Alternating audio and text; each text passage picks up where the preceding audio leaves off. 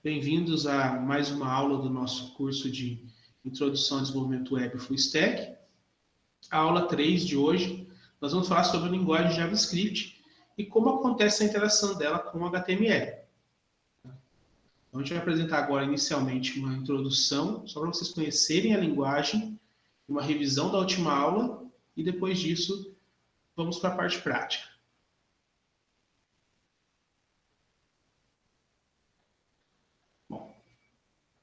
Na aula anterior, nós falamos sobre HTML e CSS. Lembrando daquela comparação, o HTML ele define a estrutura de um documento. Então, é no HTML que eu vou inserir os dados, eu vou inserir aquela informação estruturada. Tá? Então, informação, dado e estrutura, quando a gente pensa nisso, a gente pensa em HTML. Depois, quando eu quero mudar a forma de visualização dessa imagem, eu quero formatar o texto, eu quero formatar essa estrutura e dar um pouco mais de vida, vamos dizer assim, para aquela estrutura que simplesmente é de dados, né, uma estrutura em forma de dados ali na nossa tela, eu uso o CSS. Então, o CSS ele tem um conjunto de seletores e esses seletores, eles definem quais elementos serão formatados. Então, a gente tem lá o Box Model, que define como vai ficar uma caixa dentro do nosso documento HTML, como que a gente trabalha com cores e tudo mais. Tá? Já na aula de hoje, nós vamos falar sobre a linguagem de programação JavaScript. Então, a partir de hoje, vocês já vão ter conhecido as três tecnologias mais importantes e que fazem a internet funcionar. Tá? Que é o HTML, o CSS e o JavaScript. Enquanto o HTML estrutura, o CSS formata, o JavaScript ele dá funcionalidade para nossas páginas. Tá? Veja uma coisa muito importante. Quando nós estávamos estudando HTML e CSS, talvez eu tenha deixado escapar alguma vez, mas na realidade nós não estávamos programando. Se eu falei que vocês estão programando HTML, eu estava equivocado. Tá? E se alguém falar para vocês que programa em HTML, a pessoa está equivocada. Por quê? Porque HTML não é uma linguagem de programação, é uma linguagem de marcação. Por que esse detalhe é tão importante? É que com HTML puro, eu não consigo criar páginas dinâmicas, eu não consigo criar interação com o usuário, tá? Eu não consigo fazer processamento de dados, igual a gente faz com uma linguagem de programação, de propósito geral ou outro tipo de linguagem. Junto com o CSS ele dá um pouco mais de poder de processamento, eu consigo fazer alguns cálculos nele, mas ainda assim, para a gente conseguir ter maior liberdade na hora de programar nossa página, a gente usa o JavaScript. Então, eu vou falar um pouco de visão geral e história, e depois nós vamos para a parte de comandos básicos, e para isso a gente vai precisar ir para o console e executar os comandos e ver eles funcionando na prática. Tá? Só para a gente entender, então, o que é JavaScript. Esse gráfico aqui eu peguei lá no GitHub.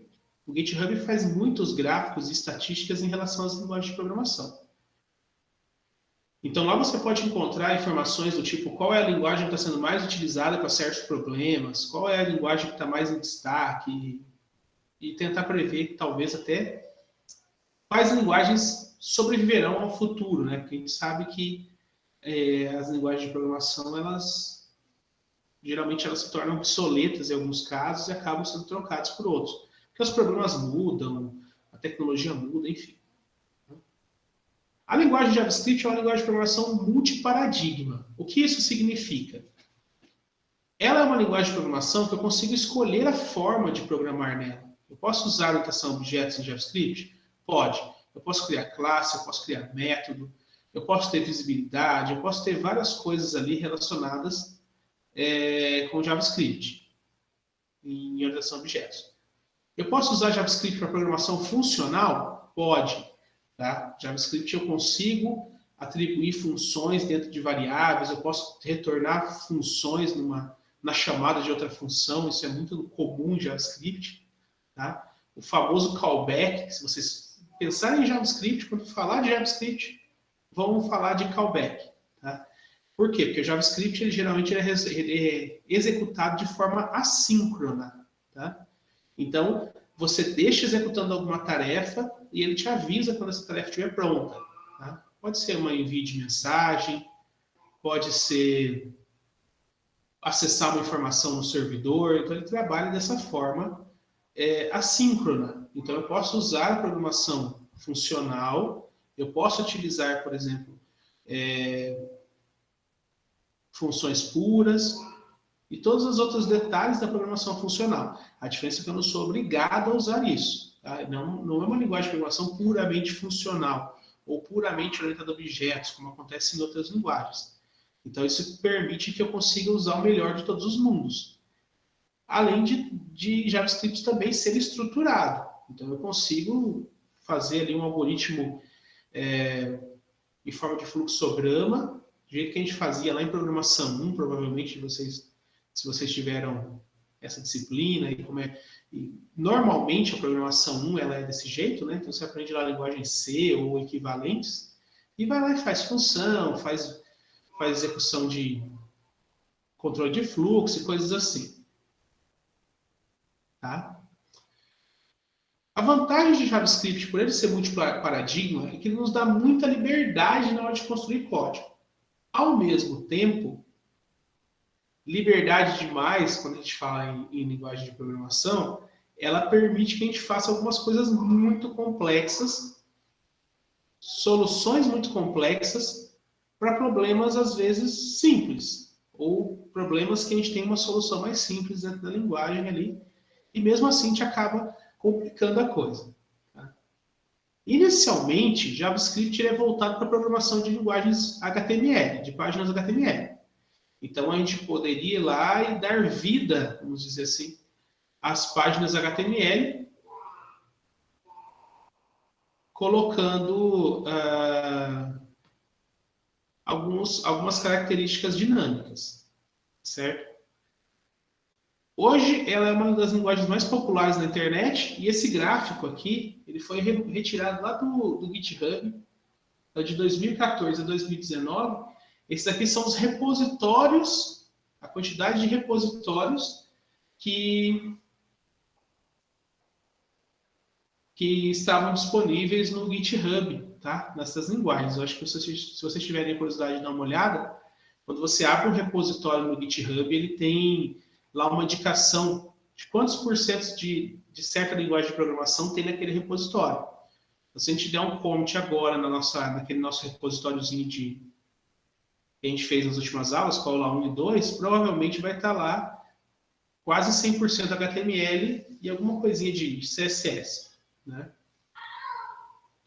Então, a partir disso, vocês podem dar uma olhada aqui e ver que as linguagens de programação que estão mais sendo criadas coisas novas ali, repositórios novos em JavaScript. Então, ele tem uma popularidade, vamos dizer assim, bem interessante. Em seguida, vamos pensar um pouco nas aplicações que a gente tem para JavaScript. JavaScript, por ser multiparadigma e por ser interpretada inicialmente, ela é muito boa para programação em navegadores, porque o meu código já vem do servidor e já é executado na minha página e já faz todo o processo de criação da lógica ali para minhas páginas. Há alguns anos, acho que há mais de 10 anos já, vamos dizer assim, não é tão, é até uma distância interessante do que a gente está hoje, surgiu o Node.js. O que é o Node.js?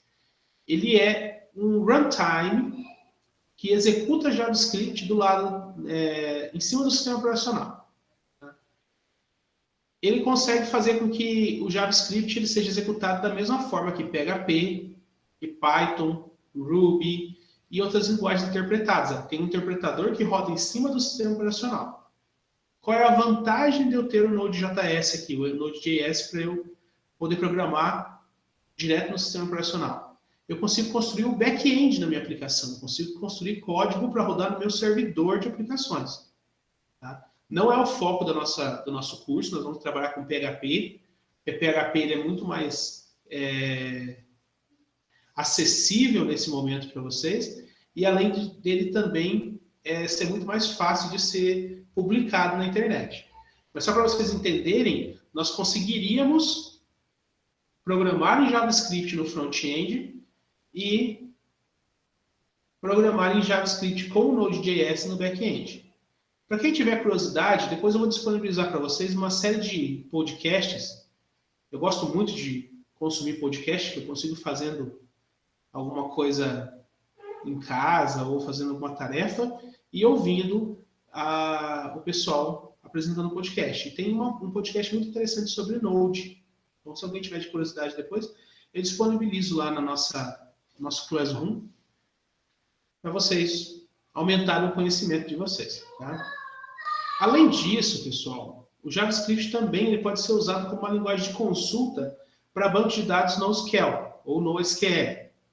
Por exemplo, o MongoDB ou CouchDB, eles utilizam o JavaScript como base para fazer as consultas nas suas fontes de dados. Esses bancos de dados eles são estruturados baseados em nós, em árvores, e basicamente eles são um JSON estruturado, um JSON, vamos dizer assim, mais poderoso. Né? Então, como o JavaScript é a linguagem base para você manipular dados desse tipo, como o JSON é a base, né? O JSON significa JavaScript Object Notation. Tá? Então, é muito comum a gente ver o JavaScript dentro de banco de dados dessa forma. Tá? O MongoDB, o Couch, ou outras funções também. Como o JavaScript é muito flexível, ele pode ser aplicado em outros lugares sem problema nenhum, tá? Sem ter perdas. Tá? Bom, vamos falar um pouquinho de histórico, porque, como eu disse, eu gosto muito de conhecer a história, de por que as coisas acontecem, porque talvez isso ajude a gente a entender o propósito e entender algumas características do porquê as coisas funcionam daquela forma. Em 93, Mosaic era o navegador mais popular da internet. Se alguém tiver curiosidade de procurar aí, ele é o NCSA Mosaic.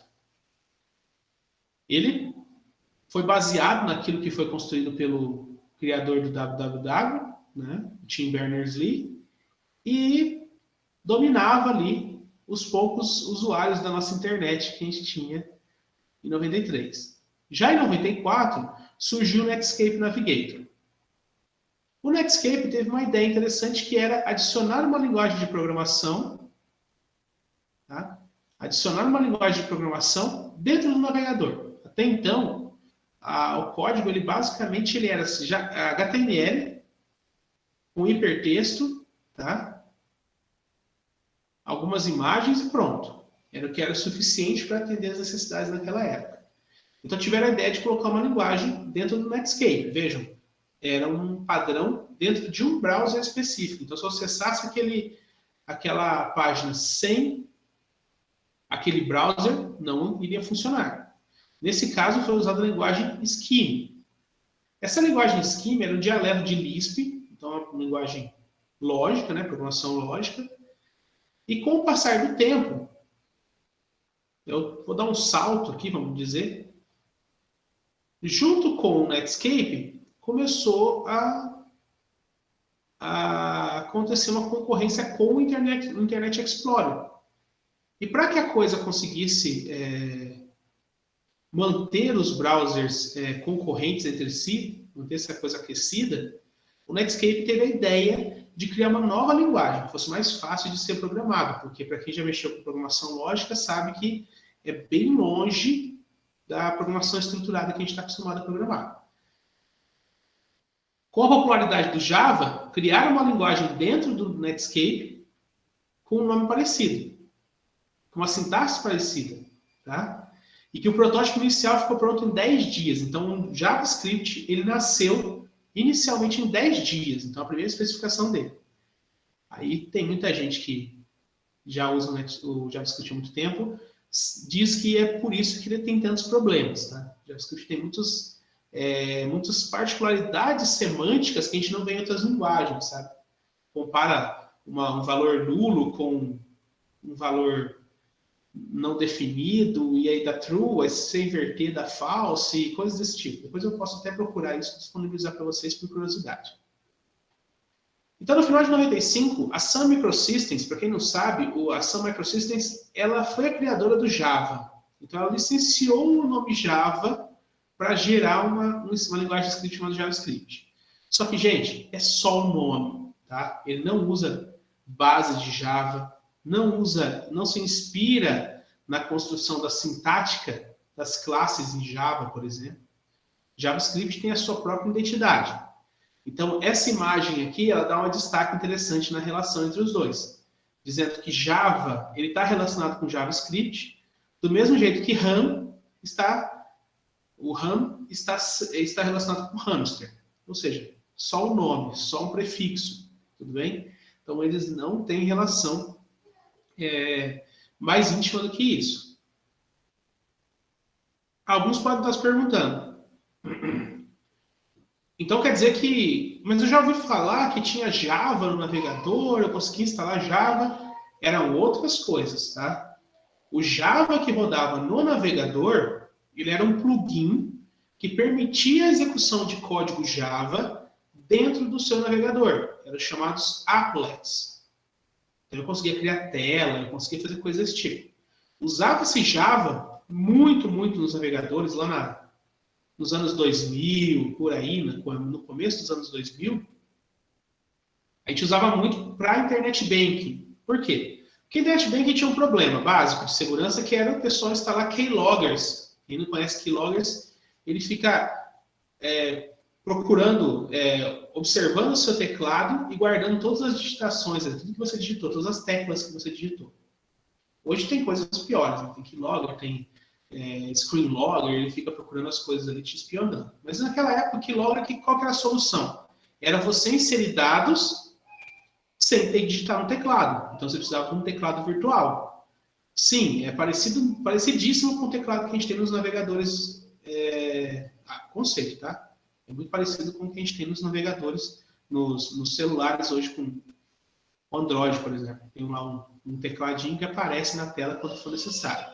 E o pessoal do banco usava muito isso para inserir a senha do banco. Então, quando você inseria a senha no sistema lá para acessar a Internet Bank, ele aparecia lá um tecladinho que era feito em Java. Então, tinha um applet, então tinha que instalar o Java para acessar o banco e ele digitava as informações lá. Tá? O problema do applet em Java é que ele tinha um problema sério de segurança. Então, ele abria muitas portas, muitas possibilidades a exploits, e por isso, pra vocês terem uma ideia, no HTML5 já foi abolido, né? Então a ideia é não usar esse tipo de plugin, ok? O mesmo aconteceu com o Flash, nas suas animações, ou o Silverlight. Uma curiosidade, o Silverlight, ele veio para concorrer com o Flash, mas ele veio de uma Microsoft, porque ele foi construído na Microsoft, que era muito adepta ao software proprietário. Era muito adepta a questões de licenciamento, né? E ele tinha um poder interessante ali de garantir que você conseguisse fazer streaming de vídeo sem que a pessoa conseguisse piratear aquele streaming de vídeo. Então, a primeira tecnologia que o Netflix utilizou, se não foi a primeira, mas foi a mais popular, foi o Silverlight. Então, você tinha que instalar o Silverlight no seu navegador para conseguir assistir filmes no Netflix. Tá? Já o YouTube usava Flash para fazer os primeiros editores, os primeiros players, né, de vídeo para sua plataforma.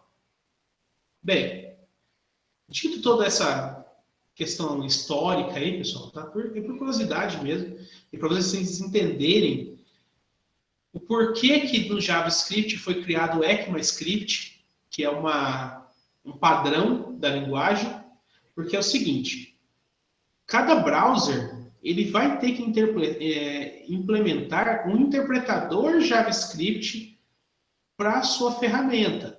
Então, o Firefox ele tem um interpretador JavaScript, tem um motor de JavaScript que a gente chama.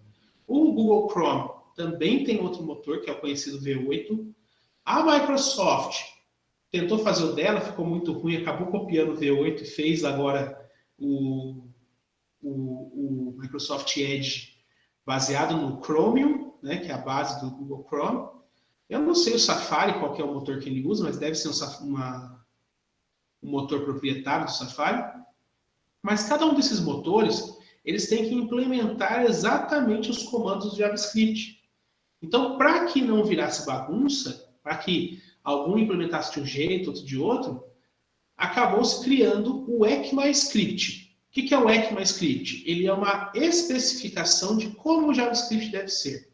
Então, quando você fala assim, olha, esse browser ele é compatível com o ECMAScript 6, isso significa que ele é compatível com uma das últimas versões do JavaScript. E aí a gente pode, inclusive, verificar se não tiver essa funcionalidade, não tiver esse suporte, a gente acaba trocando de browser, fazendo coisas assim. Hoje é muito difícil, tá? Hoje é muito comum que a gente tenha, é muito difícil ter um browser que não tenha suporte ao JavaScript de forma padronizada. Tá? Só para vocês entenderem por que essas coisas acontecem. Bom, vamos à parte prática, então, né? Chega de falar e vamos entender como a gente incorpora o JavaScript dentro de páginas HTML e o que eu consigo fazer com ele. Então, é só uma visãozinha rápida aí de como a gente incorpora código JavaScript dentro das minhas páginas e o que eu consigo fazer com elas. De forma rápida, eu consigo inserir JavaScript de duas maneiras no meu documento. Em qualquer lugar da minha página, eu posso abrir uma tag chamada script e dentro dela eu vou inserir JavaScript para ser executado de forma linear. Tá? Ou eu posso abrir ali e executar uma função, ou declarar uma função e posteriormente algum outro trecho de código eu consigo executar essa função. Mas essa técnica, o que ela consiste? Ela consiste em abrir esse script, injetar código lá dentro e fechar. Em alguns lugares, vocês vão perceber que esse script tem alguns parâmetros. Por exemplo, script, aí tem um atributo chamado language para definir que é JavaScript. Ou versão do JavaScript, ou content type e tal. Hoje não faz muito sentido a gente fazer isso, porque a linguagem principal que vai rodar no meu navegador é o JavaScript. Isso era necessário antigamente, indicar qual linguagem que estava sendo rodada ali, porque eu tinha o Visual Basic Script, o VB Script, eu tinha CoffeeScript, eu tinha JavaScript. Então, eu tinha ali linguagens de script que eram inseridas dentro dessa tag, e aí cada tipo de linguagem tinha um motor diferente para ser executado. Então, por isso, a gente acabou abolindo hoje, porque a gente sabe que o JavaScript é o padrão. Então, a primeira tentativa seria abrir uma tag script e executar o meu código lá dentro. A segunda, e mais usável, é eu usar o script com o atributo source, src, e vou apontar para um arquivo JavaScript. Tá? Nesse momento, eu estou indicando que o meu HTML ele vai carregar esse arquivo de script na minha página, lendo o arquivo e não utilizando o que está incorporado na página. Isso permite que eu reuse os meus scripts. Então, eu posso ter várias páginas que carregam um arquivo de script e esse arquivo de script ele vai ser executado de acordo com a necessidade minha.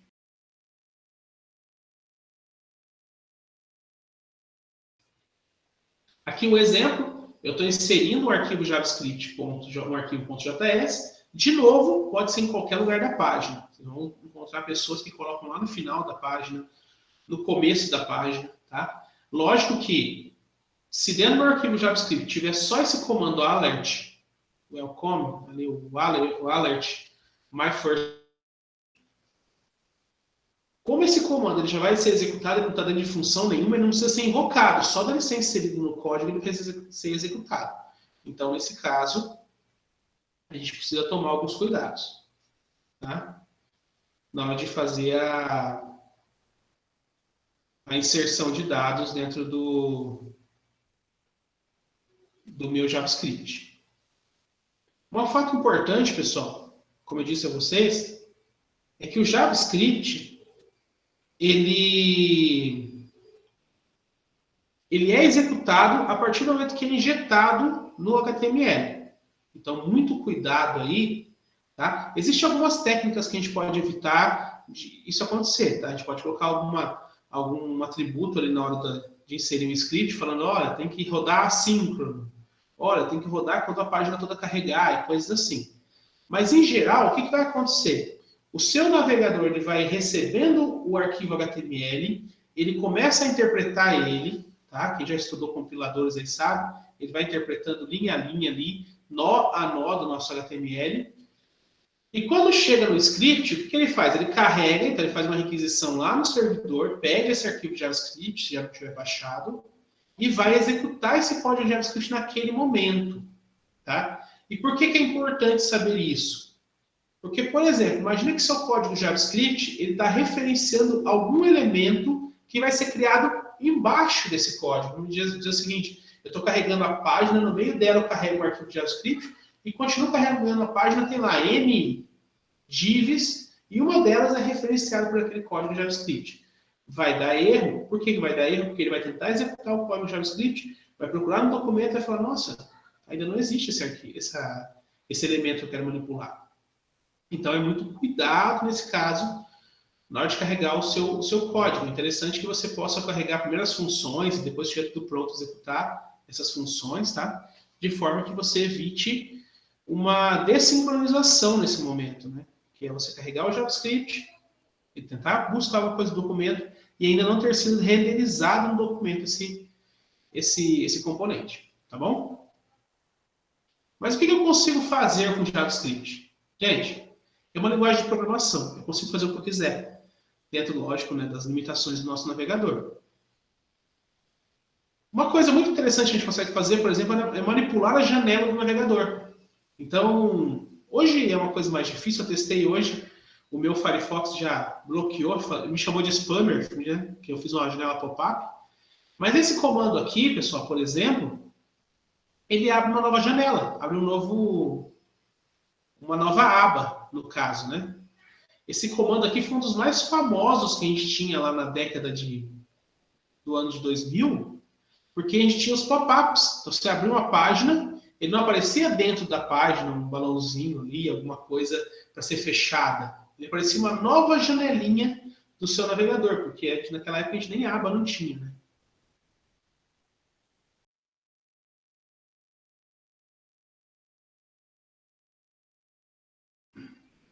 Então, aqui tem dois exemplos, tá? Eu posso abrir uma janela, window.open, e passo, por exemplo, inicialmente eu passo minha URL, mas eu posso passar alguns parâmetros até para controlar a página, falar assim, olha, essa tela não pode ter barra de navegação, essa tela aqui ela tem que ter tamanho fixo e coisas assim. E se eu atribuir uma variável, tá? Uma curiosidade aqui, a JavaScript eu posso usar var para definir uma variável, eu posso fechar depois. Então eu posso abrir e fechar essa janela, tá? Se for necessário. Só que essa técnica aí, ela é bloqueada pelos bloqueadores de pop-up, tá? Então é muito comum, quando você fizer esse comando aí, o seu navegador vai falar, olha, eu bloqueei um pop-up aqui. Tá?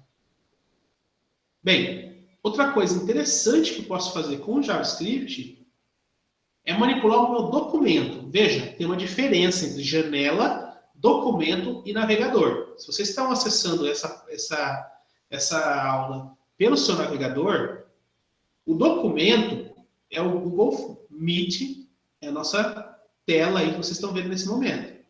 A janela é a aba que está sendo executado esse documento nesse momento. E o navegador é o código inteiro. Então eu consigo, por exemplo, manipular cada um desses elementos. Eu mostrei como eu manipulava a janela e aqui alguns comandos para a gente manipular elementos dentro do documento. Então eu posso alterar o conteúdo de um elemento, usando o inner.html, por exemplo. Eu posso alterar algum atributo. Vamos imaginar que eu quero naquela imagem trocar a imagem está sendo exibida naquela tag. Eu posso colocar um ponto src, que é o atributo, e usar essa imagem, trocar a imagem, tá? Usando o atributo src. E eu posso, por exemplo, alterar o estilo. Então eu posso ir lá, dar um ponto style e usar todos os estilos possíveis no CSS. Então eu consigo construir CSS só com JavaScript. Óbvio que não é uma boa ideia a gente fazer dessa forma, mas existem algumas técnicas, tá, pessoal? Tem gente que cria alguns frameworks para você programar a sua interface só com JavaScript. Então, ele não gera arquivos CSS, ele faz um JavaScript direto ali na hora de rodar. Outras coisas interessantes que a gente pode encontrar no JavaScript. Tem o console, que é a nossa saída, tá? Para quem mexeu com Java, é o system.out. Para quem mexeu com C, é o printf, tá? Ou o cout em C++. Então, eu consigo colocar comandos ali. Eu tenho o Navigator, que é o meu navegador. Eu tenho o Navigator.geolocation, que é para trabalhar com o GPS, ou a geolocalização do meu dispositivo. Claro, meu computador, por exemplo, não tem GPS, então se ele for chamar o geolocation, provavelmente ele vai achar uma outra forma de se identificar em que lugar ele está. Seja pela rede, seja pela Wi-Fi, coisas assim. Se eu tiver no celular, é muito mais fácil. Com o celular em mãos, eu já tenho um aparelho de GPS dentro dele, então se eu chamar o navigator.geolocation, eu consigo saber a posição que eu estou pelo meu GPS. O window.story, ele trabalha com o histórico do usuário, então eu consigo trabalhar com as páginas acessadas, né? A informação de páginas acessadas. E o window.location trabalha com a barra de endereços. Então, eu consigo saber que endereço eu estou e se eu consigo redirecionar, por exemplo, minha página. Se eu falar assim, ó, se eu colocar o window.location e uma página da internet, quando eu clicar naquele evento que vai executar esse comando, ele vai trocar a minha página, vai sair da página que eu estava para uma outra. Como se fosse um link, tá? Só que de forma programada. E o comando screen, que é muito importante hoje, porque ele define informações da tela. Então, eu consigo saber tamanho, resolução, profundidade de pixels e coisas assim. Tá? É bem interessante saber essas informações para a gente poder dar uma experiência melhor para o usuário.